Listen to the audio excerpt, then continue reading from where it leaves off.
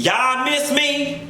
I know y'all miss me. Listen, thank y'all for being patient. Y'all know I'm going through a lot of life changes over here. And when I'm going through stuff, it's kind of hard for me to watch these reality TV shows because I can't watch them from a place of pleasure. I watch them and it feels like work because I have to watch them intently in order to give y'all videos. And this morning the spirit hit me and I sat down and watched 4 consecutive episodes of Married to Medicine, and at the end of it, it brought me to want to call y'all. So here I am, and I'm going to tell you something. Christmas has came early because I had no intentions of calling y'all until after New Year's. So be happy that I'm on the line. Nessa girl, I've been gone for a minute now. I'm back with the jump off. I left off on the episode where Buffy is sitting at the dinner table and she decides to confront Dr. Jackie about saying she was infertile down to the party.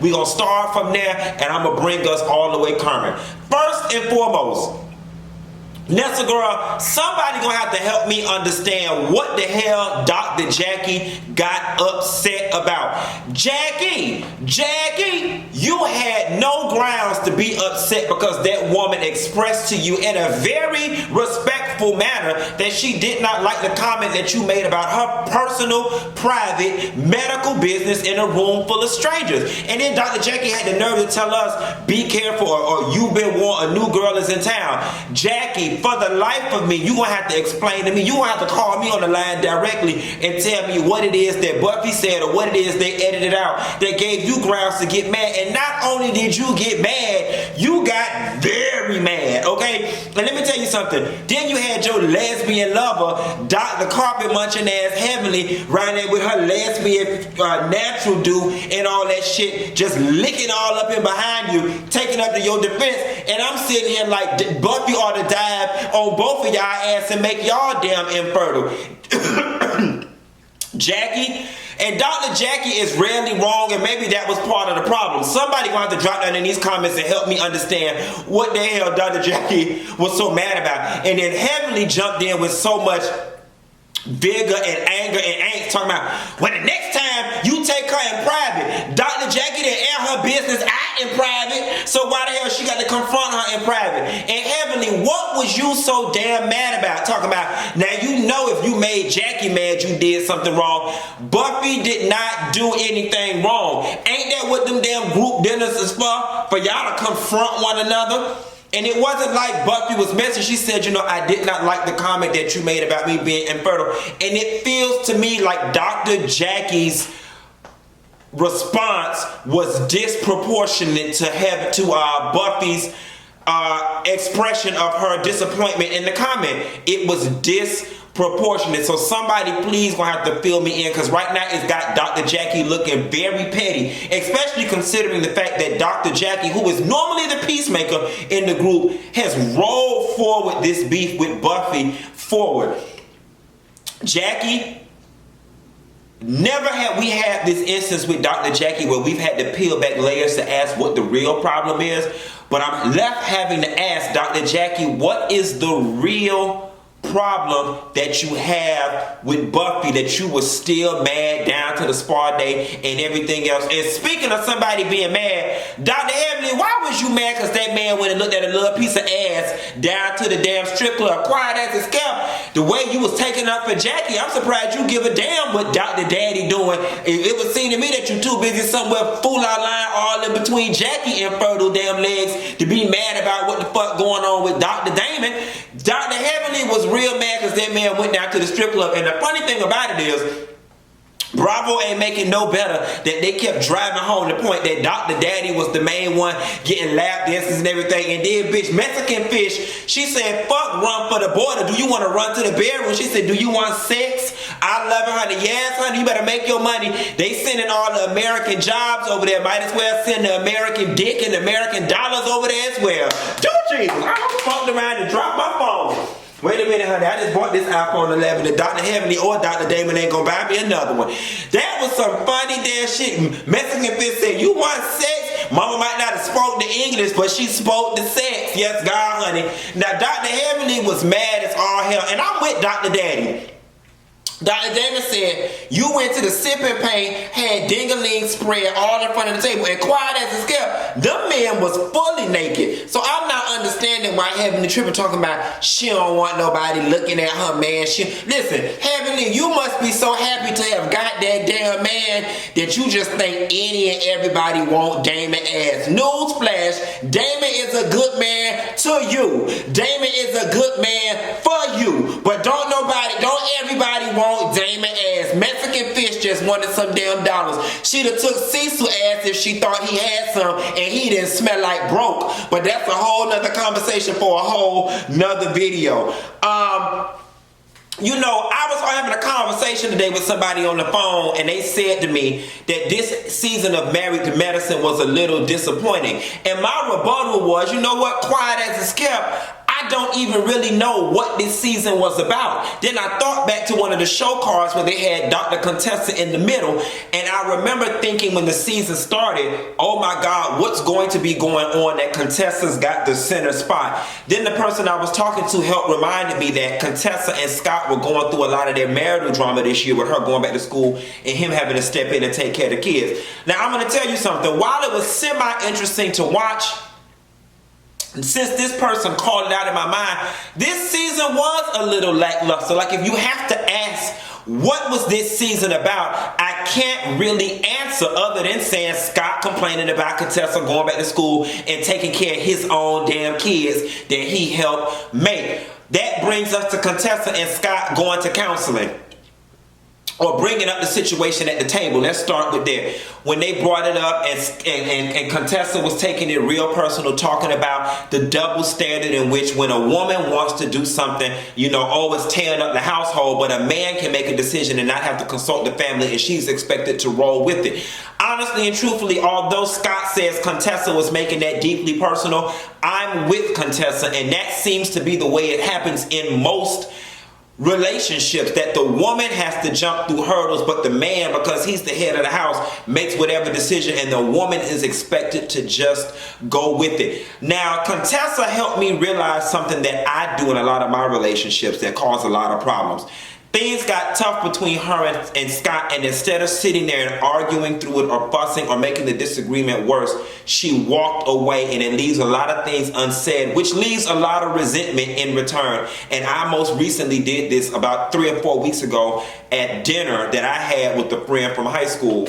I walked away versus arguing, and then when I got home, I realized there was a lot left unsaid, and now I'm still sitting around here mad, and now if I call her and cuss her ass the fuck out and say everything I wanted to say at that table, then I look wrong and petty for bringing up this shit that was from 3 weeks ago. But that's a whole nother video, and I don't want to talk about her. Nevertheless, I do like the fact that they're going to counseling, and I like the fact that Scott is coming around to realizing that, you know, he did kind of craft and create this narrative that was very easy for the children to fall into. Is this uncomfortable for the kids? Yes. Is it uncomfortable for Scott? Absolutely. However, it is only temporary, and quiet as it's kept, as smart as Contessa and Scott both are, they both dumb as damn all hell, because the simple fix to their problem is a nanny. Problem solved, and y'all have the means. Y'all have the means. So for me, this is a non-conversation, and it was undue stress on the family that did not have to be. Quiet as it's kept. Y'all got enough money around there, enough resources to hire 2 damn nannies. Hell, Toya ass don't work. Ship y'all damn kids around the Toya house. Since her claim to fame is she take care of kids and take care of families, Shekinah grandma running a whole daycare around there. Send them kids around to Shekinah. Mama Joyce love being in people's business. And if you really want to fuck your kids up the way Renee was, send their ass around the Mama D house. Mona around there paying their ass $500 an episode. Surely her and Ernest could use the money for crack and getting their license unsuspended and every damn thing else the hell around there. Maybe she won't have to move, because every episode or every season of Love and Hip Hop Atlanta, they around there moving. It's plenty mama somebody's associated with these shows. Hell, Quad Mama don't work. Send them kids around the Quad Mama damn house. Anybody can help y'all watch them damn kids so y'all can keep working. And let's get down to the elephant in the damn room. Mariah with that broke leg. Quiet as it's kept. I'm starting to believe Aiden around there beating the hell out of damn Mariah, because every damn season she coming with a new damn boot on a new damn foot. Mariah, you was running out of feet, honey. You was running out of feet. Next thing her ass gonna be in there talking about she got carpal tunnel around the wrist and a swollen disc in her neck. If this woman show up to the reunion with a goddamn neck brace on and a handicap sticker, I know something. But because she had a broke toe from hitting the tire, she had to bring late. That was some messy ass shit. It was messy as all hell, and we know that it was done for TV. It was messy because last season you accused this woman of fucking your sister's husband.